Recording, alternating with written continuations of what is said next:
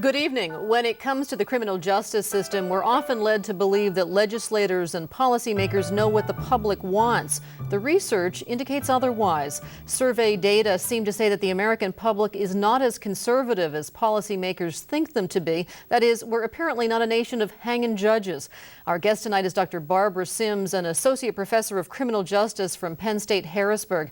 The American Society of Criminology awarded her its Critical Criminologist of the Year award in 2004, and we'll be talking tonight about a variety of issues facing America's criminal justice system, including the reality versus the perception of the entrenched American punitive mindset when it comes to crime and punishment, whether we need more prisons, and the role of early intervention programs for troubled youth. Dr. Sims, thanks so much for joining us. Thank you, Patty. It's a pleasure to be here. In reading about you, seem to have been involved in research on nearly every facet of the criminal justice system, from corrections and probation work to sex offenders and victims.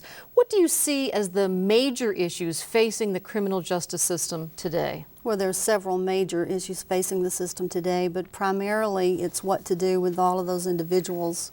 We have decided that we need to either bring them under supervision in the community or to incarcerate them in either federal, state, or county correctional institutions. It's a tough problem to manage both at the federal and the state and the local level, given the number of people that we're incarcerating today. That's the major issue that the system is facing right now. Overcrowding. Overcrowding. It leads to, if we continue to lock up more and more people in the United States, which we have decided that that's the path we're going to take, and we've been operating under this particular policy for nearly a decade now. We can imagine the problems that causes for correctional institutions, under-resourced, understaffed, and most of these individuals present with a host of problems. And it's trying to determine how best to treat them, how to manage them, what type of programming they're going to need while they're under supervision of the system.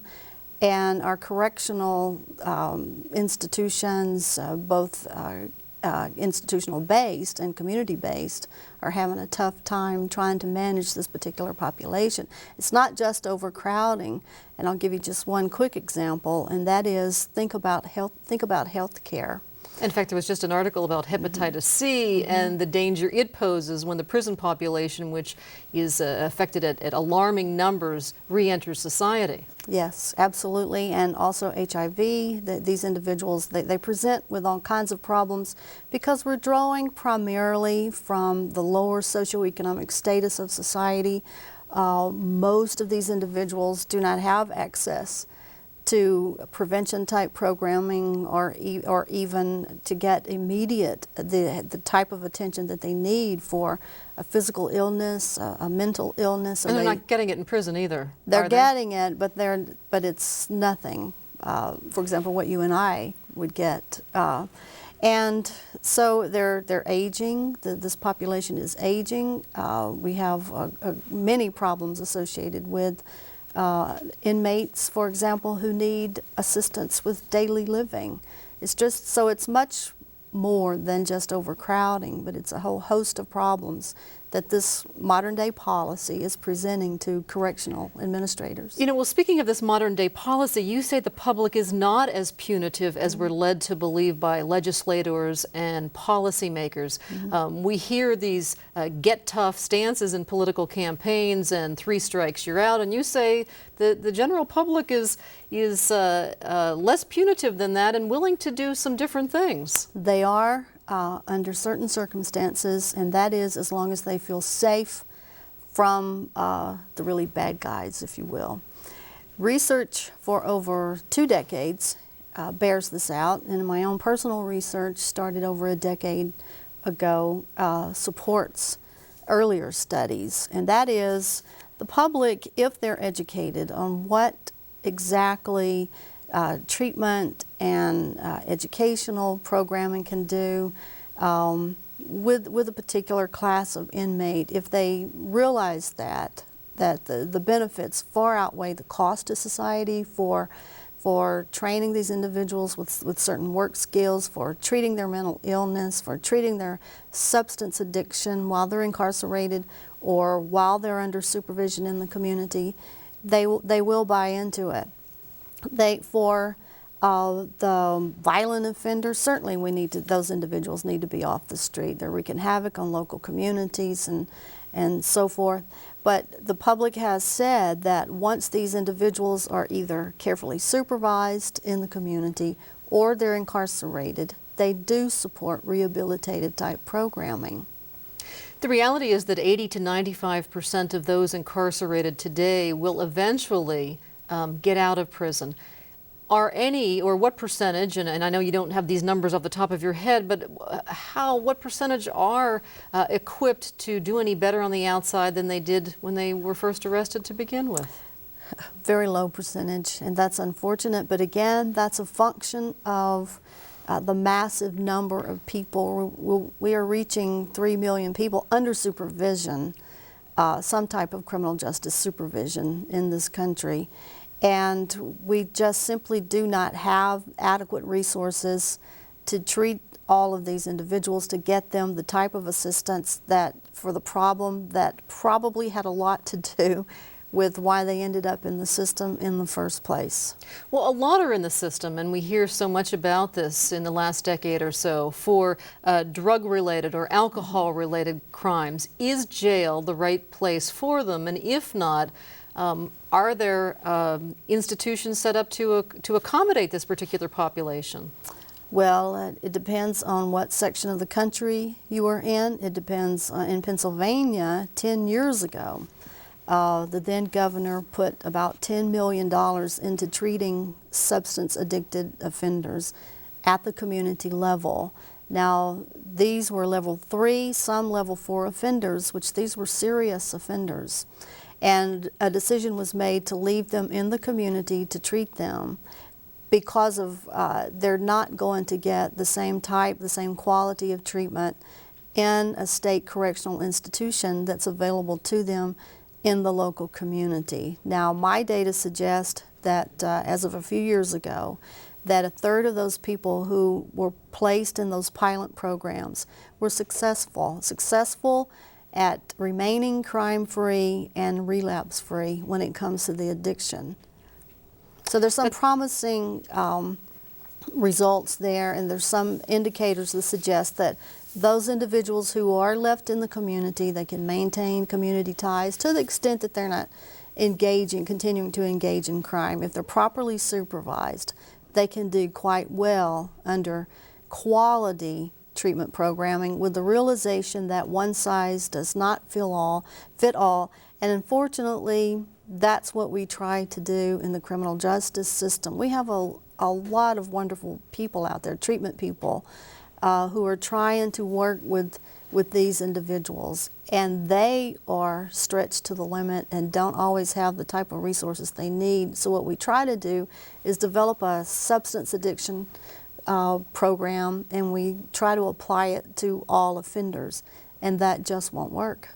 Well, nationally, 65% of current females are serving time in prisons. They've had prior convictions. It's even higher among men. What's the answer to this recidivism problem that we've got in this country? Well, that is something that would take a very long time to answer, but recidivism, well, again, recidivism is one of those variables in our field that how you measure it is going to impact whatever the result is going to be, and it's calculated all kinds of different ways. But the fact is that these individuals, once they are adults, we can talk about juveniles separately, but once they're adults and they're in the system, the likelihood that they're just going to all of a sudden stop committing criminal acts is low. It's not to say that it can happen. It most certainly can happen. And let me say that if we can get them early enough, that's why we still have there's much more resources out there available to the juvenile offender than the adult offender, because we still think that there's something about a young person that's salvageable. It's interesting, though, because hand in hand with the Get Tough on Crime, we see this growing controversy over the practice of trying, sentencing, and incarcerating those who are under age 18 as adults. When, if ever, should an adolescent or a teenager, in your opinion, be tried as an adult? Well, when they commit those heinous acts, such as murder or some type of assault that could have resulted in murder, it didn't, or rape, those awful crimes that are out there. And as a matter of fact, there's legislation in place that mandates that if a person under the age of 18 commits this type of act, automatically they're going to be waived into the adult system. There has been, again, as part of this push toward lock them up, throw away the key, as we say, this 3 strikes and you're out legislation, this cracking down of the war on crime, the war on drugs. All the tough talk. All the tough talk, okay, has caught, unfortunately, I think, and the research will support me on this, young people up in this wide net, because if you throw the net wide enough, you're going to catch all kinds of people that probably could do better if they were diverted from the system in some way. And that fits young people more readily than it fits the adult offender. I want to follow up in a moment about the system in just a second, but we want to remind you that you're watching Pennsylvania Inside Out on WPSU. I'm Patty Satalia, and tonight's topic is crime and criminals. Our guest is Dr. Barbara Sims. She's an associate professor of criminal justice at Penn State Harrisburg. I think lots of people are just flabbergasted, aghast at the fact that in prisons around the country, inmates are the victims of crime. Rape is something that goes on all the time. How is it that we have a system that allows something like that to happen?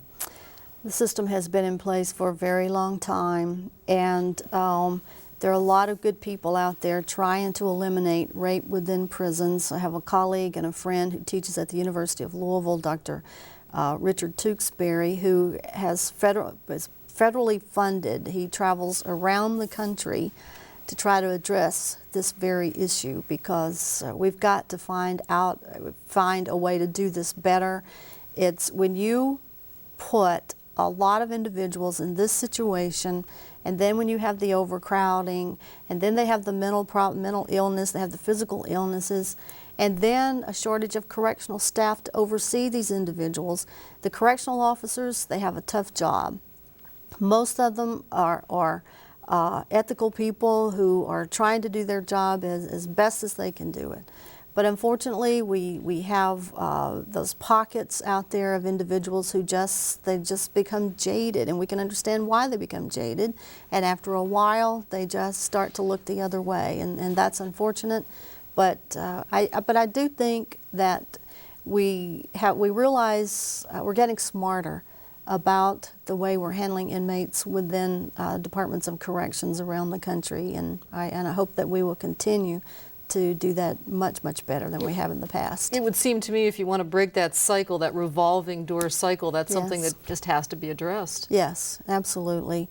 And I heard a police chief from Providence, Rhode Island, address a group, and he was asked to talk about, all right, so we've got reentry programs where these inmates are coming out now, those that we locked up for long periods of time, and all of this, and the impact on local communities. When these inmates have been incarcerated for a very long time, we haven't treated them the way that we should, and I don't mean treat, I mean medical treatment or treatment for their mental illness, for their addictions, whatever, and we're turning them loose on society. Where would you put, the chief was asked, where do you think that society should put the dollars to support these inmates who are coming back out into the community? What type of programming do they need? And he said it's too late. We really have to get down to identify those kids at risk at very early ages and start to funnel more money in that direction. Is the resistance among the public, you say the public is not as punitive as legislators and lawmakers might make us out to be, but I think a lot of people think, I can't get health insurance, and yet you're going to provide heart surgery to an inmate. Yes, for yes, yes. example. That's a tough one, and that's a hard sell. The public, you can talk for a very long time and try to educate the public about the state correctional institutions are mandated by the federal court to provide, if we're going to take the liberty of a person and this person is going to be in our custody for a long period of time, we have to provide the very best care that we can, and then we certainly have to do everything we can when they have a life-threatening problem. We have to correct it, because if we don't, the family, if something happens or the inmate even survives it, state correctional institutions or the Bureau of Federal Prisons can actually be sued for not handling that problem. So there are all kinds of liability issues there for correctional administrators, but that one remains and will remain a hard sell for the public. Pennsylvania is one of the states that continues to practice capital punishment, only under for the penalty of first-degree murder. But that seems to be changing a little bit. The number of people who support capital punishment seems to be waning. Can you talk a little bit about that? It's declining. I think a lot of the decline in support for capital punishment, it's not a lot, but the public's starting to back off of it a little. And I think it's with all the media attention from now we have DNA evidence, and the public is understanding that we really do get it wrong sometimes and are not willing to continue to take that risk. Right, 196 people exonerated in the last 15 years. Yes. As the result of the work of the Innocence Project. Talk, if you would, about Megan's Law. Most Americans have heard of it. Under Megan's Law, any person who's a registered sex offender must update his or her address with the state police. This would certainly seem to be something to protect the public. But what, if anything's doing to prevent a sex offender from becoming a repeat offender? Well, that's another mixed message there. Clearly, sex offenders are one of the most difficult population to treat. And they present with severe problems. And we need to be aware, however, that there are different types of sex offenders. And again, the one-size-fits-all won't work when treating the sex offender. Now, but the public, when they think of sex offender, they think of the sexually violent predator. That they're horrible cases in the cases of children who are kidnapped and tortured and then sexually assaulted and murdered. It's horrible. But more common as a parent or a family member or a close friend. It absolutely is. The sex offender that the community should, in all likelihood, be concerned about is maybe within your own family. Now, with Megan's Law, this type of legislation, for a certain type of offender, it actually exacerbates the problem, because for a sex offender, the particular sex offender who fixates on children, for example, in a class of that particular individual, they're more likely to seek out opportunities for reoffending when they're under stress. The literature bears that out. So you can imagine that having your name and your picture and where you live posted on a website. You're saying that might exacerbate the problem? It could. Some of the literature will absolutely support that. You're not allowing this person to get back into society. Right. So what some of these individuals do is they go underground, they disappear, and then we can't locate it and fall off the radar screen. Then we have another incident with these individuals. It's one of those, we need to find a way to seek a balance between what we're doing through good-intentioned legislation, but we need to realize that sometimes we could have a backlash. With literally seconds remaining, if we could focus on just one thing, what would you recommend policymakers focus on? My wish is that policymakers would, if we could find a way to bridge the gap between criminal justice academics and public policy. If we could talk with each other more across the table, and if they would use the data a little more, I think that would be much better, because then we would have policies that are grounded in science, what really works out there. All right, thanks so much for talking with us. Thank you for the opportunity. And that's going to wrap things up for this edition of Pennsylvania Inside Out. We always invite your response to our programs. You can reach us via email to send it to PennsylvaniaInsideOut@psu.edu, through the U.S. mail. We're 120 Outreach Building, University Park, Pennsylvania, 16802. Our guest has been Dr. Barbara Sims. She's from Penn State, Harrisburg. I'm Patty Satalia. For all of us here at WPSU, have a good night.